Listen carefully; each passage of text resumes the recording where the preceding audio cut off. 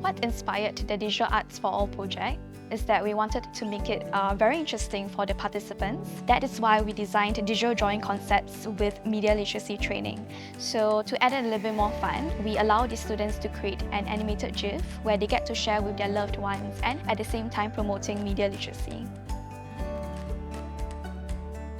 So in our program, we divided in 3 parts: be kind, be smart, and be safe. So for be kind, we want participants to show kindness to the people on the internet.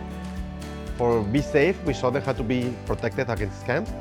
For be smart, we're teaching the participants how to detect fake news and then identify the information that is true. And then at the end of the session, they will be able to create drawings that represent being safe online.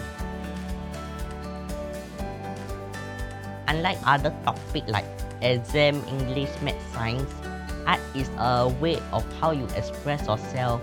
No rule, no exam, so it's like a vacation to all those people who love art.